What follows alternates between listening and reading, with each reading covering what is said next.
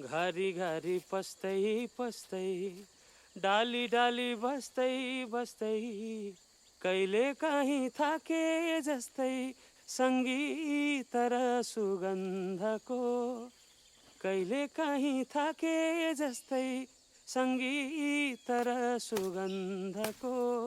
हाम्रो फुललाई त तपाईँको गीत मन परेछ है धरन दाइ गाउँ न गाउँ